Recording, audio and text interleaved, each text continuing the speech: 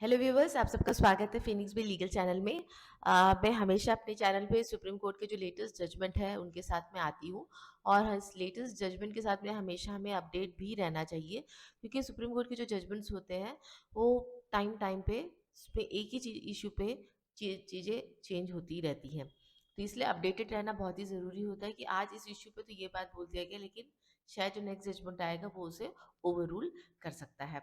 तो ऐसे ही एक जजमेंट मैं लेकर आई हूँ जो बहुत ही रिसेंटली पास आउट हुआ है, और वो रिलेटेड है कि सिविल केसेस चलते वक्त अगर क्रिमिनल केसेस भी हो जाता है, उस स्थिति में सुप्रीम कोर्ट का ऑब्जर्वेशन अब की बार क्या रहा है इस जजमेंट में। तो वीडियो को स्टार्ट करने से पहले मैं एक छोटी सी जानकारी भी देना ज़रूरी समझूंगी। हमारी जो कंपनी है फिनिक्स बे लीगल, वो एक कोर्स हमने लॉन्च किया है, लेकिन ये जो कोर्स है ये ऑनलाइन नहीं है, ये ऑफलाइन है। इन कैंपस में होने वाला है, हम एक कॉलेज के साथ कोलैबोरेट करके ये कर रहे हैं, और ये हो रहा है दिल्ली एनसीआर में। तो जो दिल्ली और एनसीआर के जो लॉयर्स हैं या लॉ स्टूडेंट है और मेरे इस वीडियो को देख रहे हैं, तो वो मैं ये बोलूँगी कि 27 से 28 तारीख को 2 दिन का ये कोर्स है, जो क्रिमिनल बेल एप्लीकेशन की स्ट्रैटेजीज़ पे है कि कैसे आपको बेल का हियरिंग कोर्ट में करना चाहिए, क्या अच्छी स्ट्रैटेजीज़ होती है जिसके से आप बेल ले सकते हो।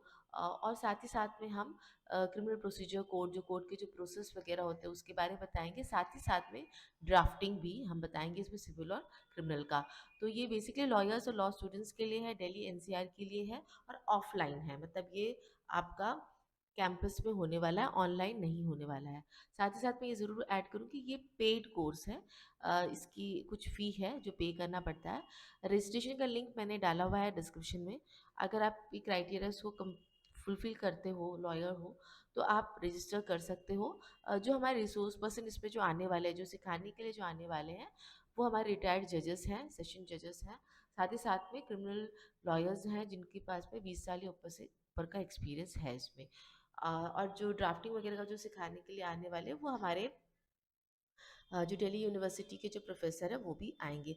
तो ये बहुत ही अच्छा होने वाला है, अगर आप इन पर्सन होकर ये सीखना चाहते हो, समझना चाहते हो, जो भी अपने सवाल है वो पूछना चाहते हो, तो एक बहुत अच्छी अपॉर्चुनिटी होती है। साथ ही साथ आप नेटवर्किंग भी कर सकते हो दूसरे लॉयर्स के साथ में। तो अगर आप इंटरेस्टेड हो तो प्लीज़ रजिस्टर कराइएगा, मैंने लिंक डिस्क्रिप्शन बॉक्स में डाला हुआ है। तो चलिए बिना किसी देर का अब इस वीडियो को हम स्टार्ट करते हैं।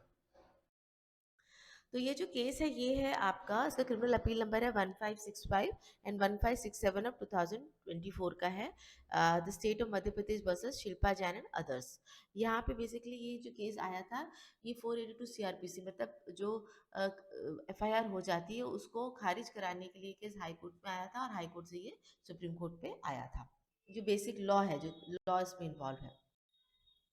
अब हम आ जाते हैं जो फैक्ट्स ऑफ द केस पे। फैक्ट्स ऑफ द केस पे क्या था, एक म्यूनसिपैलिटी और कुछ 22 लोगों के बीच में ज़मीन को लेकर लड़ाई झगड़ा चल रहा था। म्यूनसिपैलिटी बोल रही थी ये ज़मीन हमारी है, और वो 22 लोग बोल रहे हैं नहीं ये ज़मीन हमारी है। ये बात को लेते हुए, टाइटल ऑफ द लैंड को लेते हुए, टाइटल सूट था ये, फाइल हुआ आपका सिविल कोर्ट में, फाइल हुआ टाइटल सूट, डिक्लेरेशन जो होता है डिक्लेरेशन ऑफ टाइटल, ये फाइल हुआ था। इस केस में दो ऑब्जर्वेशन सुप्रीम कोर्ट ने किया है। एक तो आपका रेवेन्यू रिकॉर्ड्स को लेकर किया, और साथ ही साथ में जो क्रिमिनल केस है उसको किया है। तो जब ये केस सिविल कोर्ट में चल ही रहा था, उसी वक्त में म्यूनसिपैलिटी ने जो 22 लोग हैं जिनके ऊपर में सिविल केस चल रहा था, जो म्यूनसिपैलिटी के ऊपर उन्होंने सिविल केस किया था, उनके ऊपर में म्यूनसिपैलिटी ने क्रिमिनल केस भी फाइल कर दिया था। तो ये क्रिमिनल केस का जो एफआईआर फाइल हुआ था, इसको लेकर ये 22 लोग हाई कोर्ट में आए थे, और हाई कोर्ट ने उसे क्वैश कर दिया था, मतलब उसको खारिज कर दिया था उस एफआईआर को। लेकिन जो म्यूनसिपैलिटी फिर वो सुप्रीम कोर्ट में आती है और बोलती है कि जो हाई कोर्ट ने जो एफआईआर को क्वैश किया था ये गलत है, इनके ऊपर वापस एफआईआर लागू होना चाहिए। तो अब आते हैं सुप्रीम कोर्ट का क्या ऑब्जर्वेशन रहा है इसमें। देखिए, इसमें सुप्रीम कोर्ट ने जो कहा है, जो पहला ऑब्जर्वेशन वो ये है, it is trite law that revenue records are not documents of title and nor would any finding pursuant to revenue proceeding under the code confer any rights, title or interest upon the respondent in relation to the suit property. It is settled legal proposition that question of title can only be determined by civil court of competent jurisdiction, the court remark. तो सबसे पहला remarks इसमें ये निकल के आया supreme court का, ये बोलते हुए कि अगर रेवेन्यू रिकॉर्ड्स जो होते हैं वो टाइटल नहीं देते हैं, अगर टाइटल को लेके कोई डिस्प्यूट हो जाता है, जो जो फाइनलिटी जो फाइनल बात जो बोलने का अधिकार जिसके पास में होता है या टाइटल देने का अधिकार जिसके पास में होता है, वो सिविल कोर्ट के पास में है।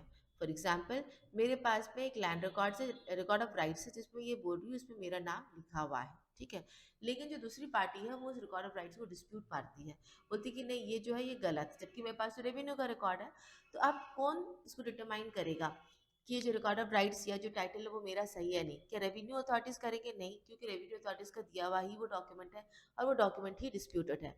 तो ये बात कौन फिर सॉल्व करेगा? ये अपना जो सिविल कोर्ट है ये सॉल्व करेगा। तो सबसे पहला ऑब्जर्वेशन ये है कि अगर रेवेन्यू रिकॉर्ड आपके पास में है तो इसका मतलब ये नहीं है कि वो टाइटल आपका हो जाता है।